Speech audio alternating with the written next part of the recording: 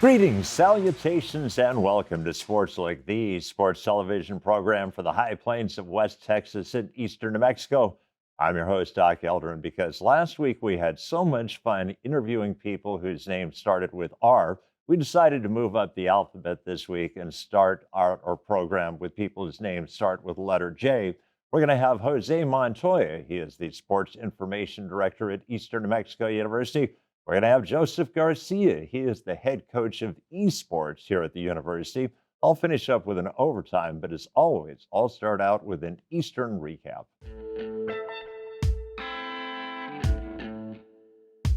Last weekend, Greyhound Volleyball, they played the two Saint schools. They played St. Edward's, they played St. Mary's. Unfortunately, they dropped both those matches. Greyhound women's soccer playing against Angelo State. They lost a contest 3-0.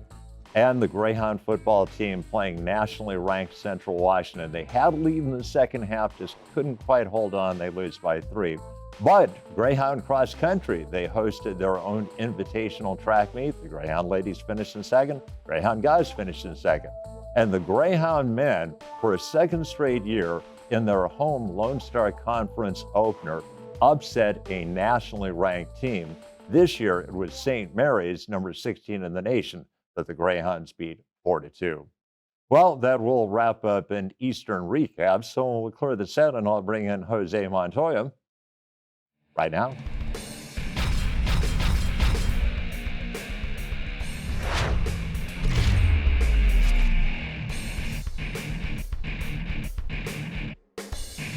Welcome back to Sportslook, and a privilege to bring to the set my good friend, the Sports Information Director at Eastern New Mexico University, Jose Montoya. And Jose, welcome back to Sportslook.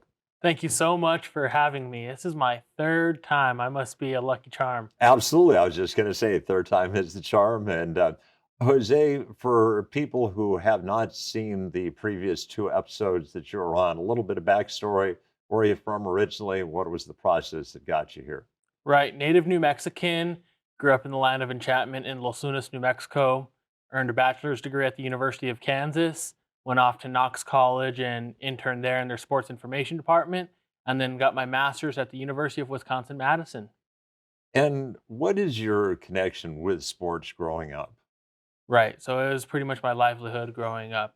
It's me picking up that book of All Sports 2003, seeing the picture of Josh Beckett, and he won the World Series with the Florida Marlins at the time. And what particular sports did you gravitate towards when you were growing up? Right. So my playing wise sports were definitely golf and baseball. And what position did you play in baseball? So my favorite position to play was second base. There you go. Well, and I have seen you golf, and I know how good a golfer you are. So I imagine you were pretty fair in high school. Well, we try. You're far too modest. Well, Jose, if you like sports, you'll love this time of year because there's a lot going on at Eastern New Mexico University. Absolutely. I was just thinking about this at rodeo practice earlier. We have 6 sports going on, and it's incredible how busy we are around this time of year. And of course, something pretty cool happened last weekend that hadn't happened for a long time. We actually had a cross country meet in Portales. Yes, it was so cool whenever I got this job that I was assigned to be responsible for this cross country meet. The big one that I was assigned was the Lone Star Conference Championship, which is going to be on October 21st. But on October 7th, we hosted the Greyhound Invitational, and we got to bring in a handful of teams to Portales and be able to prepare for the LSC meet. And for people that may not have caught the memo about that, the actual course is technically on Eastern ground. It's between the Floyd Highway and University Drive and just to the west of the President's House. Yeah, it's incredible to be able to use that piece of land, and we were able to create a 2.3 kilometer trail, if you will, along the outside of it. And then after a couple loops, for depending on what race you're competing in, the 8K or the 6K, you run a middle section finishing into the old soccer pitch. And Greyhound men and Greyhound women did pretty well in that meet. They did a pair of second place finishes on the individual side and 2 second place nods overall as team. So gonna be a really good set for them going into the conference meet. What sort of feedback did you get from the coaches and the athletes about the layout and the course? Right. Naturally, being in Portales, New Mexico, it is a fast course. So that's extremely important to us because in the future, we want more teams to come to this type of meet because it is fast. Also, it was well marked. The track and field student athletes who helped as marshals did a really excellent job. And then overall, the meet preparation from our whole team at Eastern New Mexico University did an excellent job. And I can vouch for that because the day before the meet, I happened to be in your office and I was talking to you. I was talking to your assistant, Cam Brennan, and you guys had the aerial map and you were diagramming and you were pointing things out, man. You didn't just wait until last minute and wing it. No, it was definitely months of preparation just to put on an event like that. So I'm glad we were able to take the diligent time to do so. And as you correctly pointed out, not this weekend, but the next weekend, we are going to have the privilege of hosting the Lone Star Conference Championships. We did a number of years ago now, but we had it out at the old Greyhound Mhm. Stadium. This one's going to be right smack dab in Portales. It's so exciting to bring so many teams to Portales, and we are looking forward to this opportunity because last year we weren't able to accept our bid. Well, this year we accepted the bid, and we are really looking forward to bringing all the teams and interested because, in particular, this conference is so tough within this sport that a potential national champion could be running on this course. And of course, as you pointed out, cross country is just one of the many sports that are going on right now. And we've we have two soccer coaches that are both in their second year. Greyhound ladies playing really good defense, but they just haven't been able to find that consistent score. Right, and I think you have it right there on the button is that Eric Belcher's squad is talented. The back line specifically is where his strongest suit of players currently is at. And then say down the years, you're going to start looking at attackers, people who can play up on the ball, where you don't see as many shots on goal with your back line, and rather it's really getting that forward attack. And Greyhound men's soccer did something pretty remarkable last weekend. They beat a pretty good team. Right. For a second year in a row, Brandon Mizraka was able to play his first conference home game and beat a ranked opponent 2 years in a row. This year it came against number 16 at the time, St. Mary's, defeat 4-2, and a hat trick for one of the newcomers of this year's squad, Nick Hunish. And he ended up getting a hat trick, which hadn't been done here for about 8 years. And if I understand it correctly, he got a pretty nice award from the Lone Star Conference. He did. He was recently named the Offensive Player of the Week, and that is the first time in program history that someone has been named with that honor. And we'll move up the ladder. We'll talk a little bit about Greyhound volleyball. And it really shows how tough the Lone Star Conference is that Greyhound volleyball at one point in the season, they were, I think, 8-5. I mean, they were off to a really good start. But when you get into the heart of Lone Star Conference schedule, wins are a little harder to come by. Absolutely. It's always tough, especially when you're starting the season on the road constantly. I'm talking about that conference slate of games.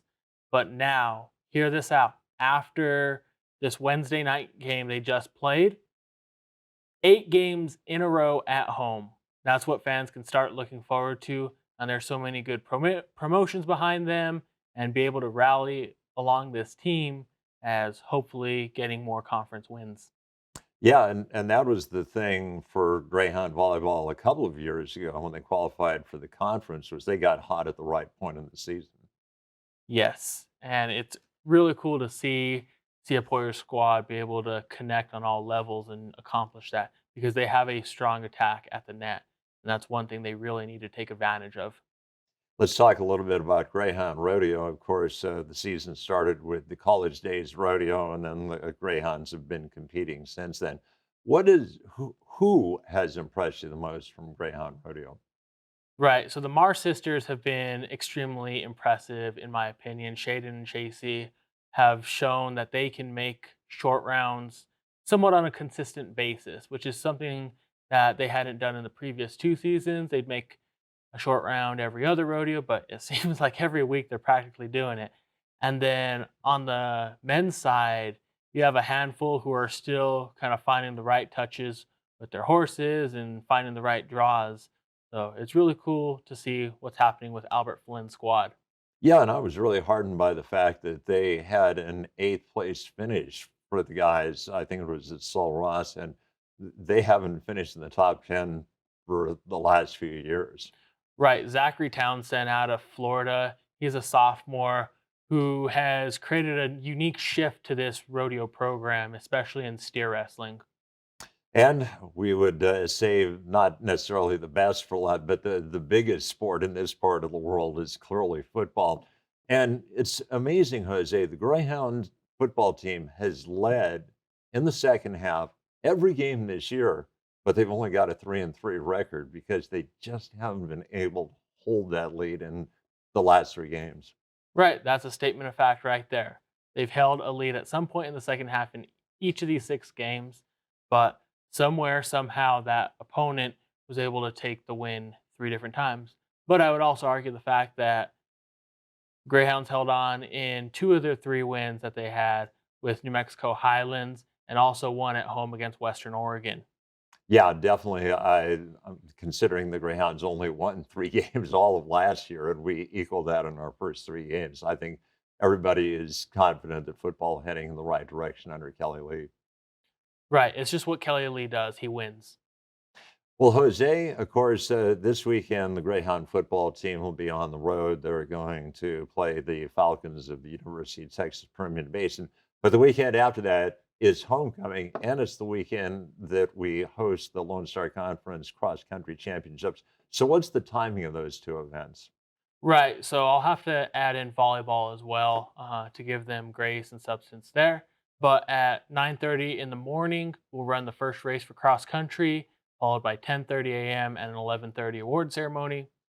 After that, fans can go over to the parade, or they can head over to volleyball at 2 p.m. And then from there, 6 p.m. underneath the lights, Saturday night football, Texas A&M Kingsville versus Eastern New Mexico. And we're fully expecting Kingsville to have some potential receiving votes, if not a a ranking. And of course, it's hard to imagine because we've had some beautiful kind of Indian summer weather in Portales, but basketball not far off in the future. Definitely not. And those polls are coming out soon, so I'm really itching to see where the Greyhounds land. It's cool because first official practice came on Monday, and it's the excitement to hear the shoes, the sneakers on the floor of Greyhound Arena. Music to the ears. Well, Jose, thank you so much for all that you do for Eastern Athletics. And on a personal note, thank you so much for all that you do for me. You make my job a lot easier. And let's hope that that homecoming weekend is a really good weekend for all three of those sports. I'm excited just as much as you are, Doc. All right. Well, that is going to wrap up our first interview segment. So we'll clear the set and then we will bring in Joseph Garcia right now.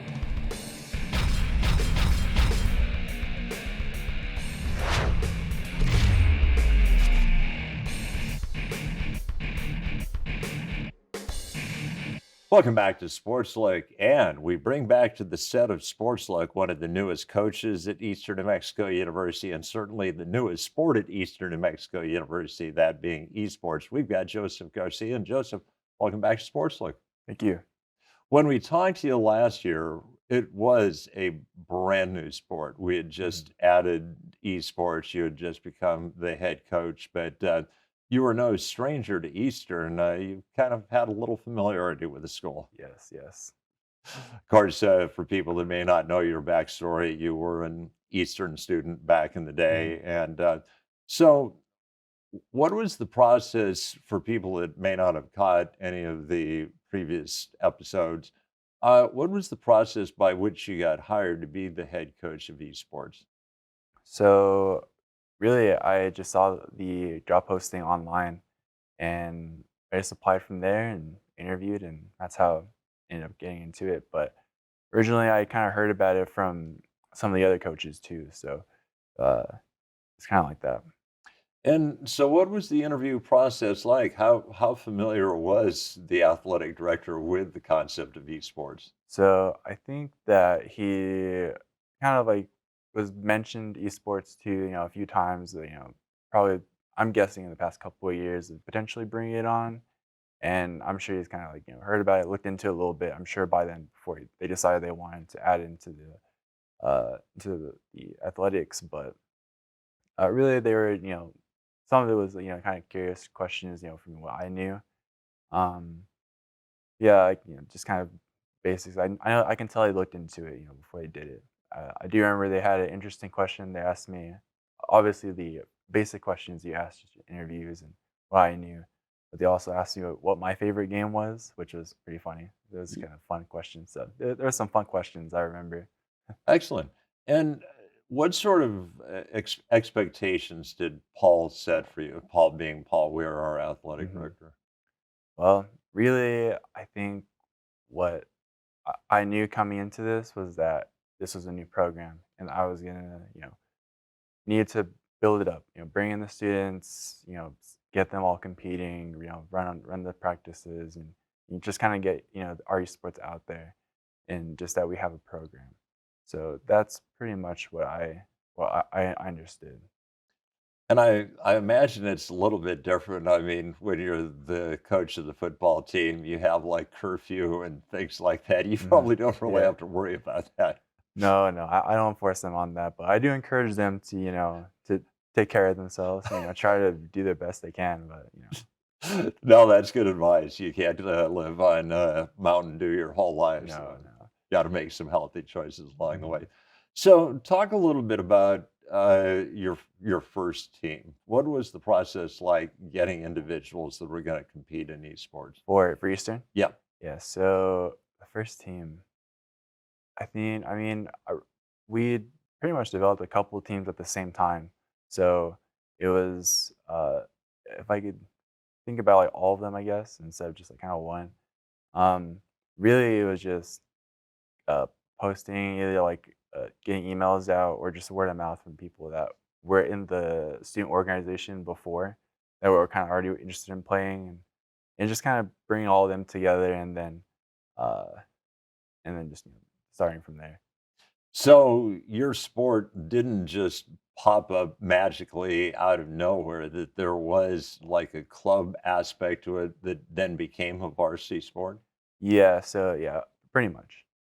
And you had your first round of competition last year. Mhm. Looking back on the first year of competition, what were the high points? What did you realize we could do a little better with? I see. I think really we just need to get our reps in, just more practice, more practice. Like we started practicing pretty much when the season started, and for the most part, our games were our practice. Pretty much, like that's whenever we played, that's whenever we got to play. And at first, obviously, it was kind of rough, but I could tell towards the end they were starting to understand more and more what to do.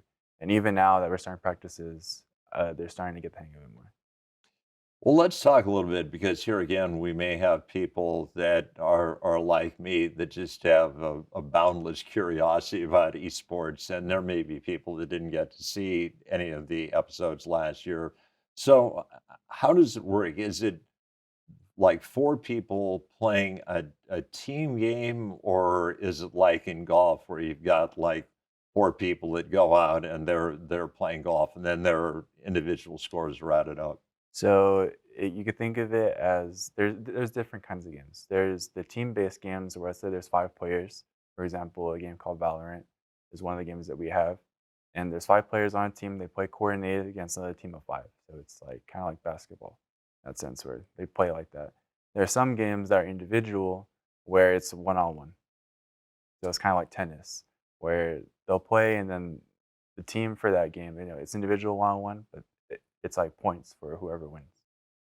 And as far as your preference goes, are you more a proponent of the team esport games, or do you kind of like the individual aspect? So I started playing an individual game, a fighting game, like where it's just one-on-one. And typically, whenever I competed, it was really just open bracket tournaments. That's the way I started playing. But I've started getting into the tactical team games that where you play as a team and stuff. So I've started to kind of go on both sides. If I had a preference, I mean, I'm probably most experienced in the 1v1 games, but I enjoy them both. And what was your favorite one versus one game? My main game was Super Smash Bros. Ultimate, so that's the game I played the most. So, in terms of the games that you're going to be playing in the spring, Mhm. did you choose the games and then attract players that can play those games, or do you get people sign up for esports and then figure out, okay, this would be a good game for you guys? So really, I just whoever was interested, they'd come and play. I asked them what games they wanted to play, and if we had enough for a team for a certain game, then we just have that game. So that's pretty much how it worked. It was whatever they wanted to play, and then built the team around how many we had. Because this is an Eastern New Mexico University sport, there Mhm. are statutes of limitations that run out. You're going to lose kids after a certain amount of time. Mm. Did you lose any kids to graduation last year? Yeah, we had a few students graduate, I think, but I think we got most, if not more. Oh yeah, pretty much more. Whoever left came back in. So And for people that may not know, is this a co-ed sport? yes. So what is it pretty much 50-50, or do you have a few more of one sex than the other? I would say that's predominantly male. But we do have like a good amount of female students. So it's if I had to give like a ratio, it'd probably be around 70-30. Oh, So that's a pretty fair balance. mhm. In terms of the students that do compete in esports, was there one major that really stuck out as like being the most common, or was it Mm. spread across the campus? Now you mention it, I think that, and it's something I've noticed even in like the student organization we had before, is that a lot of the students playing the games in the esports were music majors. So yeah, it's you wouldn't think of that, but No, yeah, that would have probably been my 15th or 16th yeah, guess. yeah, I know. But I have a lot of music majors in my on my teams. So And obviously, esports is a spring competition. mhm. Have you had the tryouts already, and you've got a team that's working towards that goal? Yeah, so right now we have start practices, and right now it's kind of more or less like kind of trialing them, just kind of getting them familiar with each other. If there's more than the 5 or whatever that the team needs, and I'll kind of try them out kind of towards the end of the semester and see who is going to kind of start. But for now, it's just them practicing kind of equally. And I have to ask a question because this is kind of the way that my athletic mind works. So, are do your kids like earn points towards the varsity letter? I think that they, whenever you asked me last time, I asked the people on athletics. I think that we don't have any of those. So it's not gonna be a letter sport just Mm-mm. yet, but if we figure out the logistics of it, maybe that will be. Mhm. Um, Talk a little bit about the schedule in the spring. How many tournaments do you foresee Eastern entering, So right now we have tournaments. So or competitions? so there's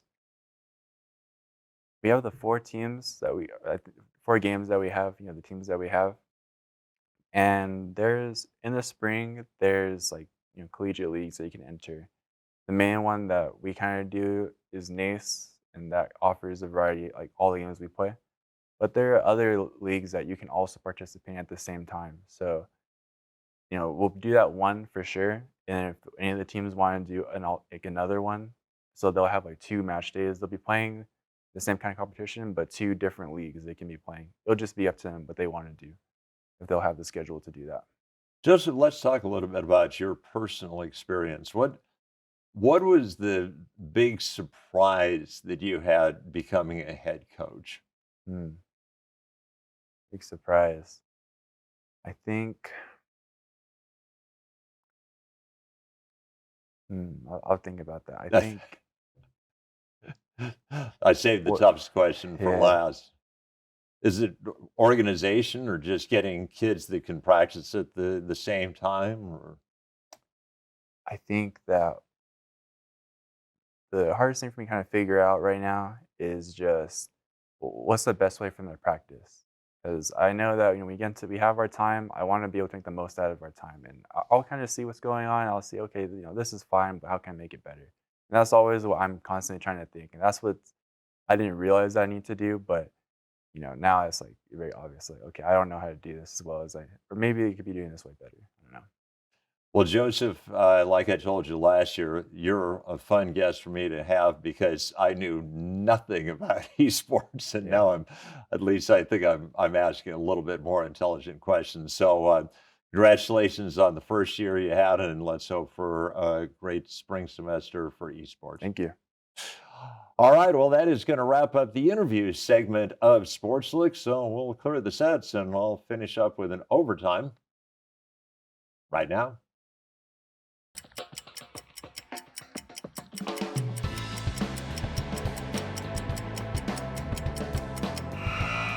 Last week in overtime, I talked about the incredible honor that Alba Ontiveros, our head trainer for Eastern New Mexico University, had received from the NCAA Division II. She was announced as one of the finalists for the Gold Award. Well, apparently, there are people who watched that program who did a little research because I had people contact me and say, well, Doc, there are actually two people that are finalists at Eastern New Mexico University. Alba Ontiveros, a finalist for the Women's Award, but you are a finalist for the Gold Award. Yes, yes, I am. But modesty prevented me from putting myself in Alba's category. She's very deserving. I'm kind of a wannabe. Well, that will wrap up in overtime, and that will wrap up an episode of Sports Look. I would like to thank my guests, Jose Montoya, the Sports Information Director, Joseph Garcia, the head coach of esports. I had a floor director once again, our veteran, Ms. Ashley. So for all those aforementioned people, this is Doc Elder saying, so long.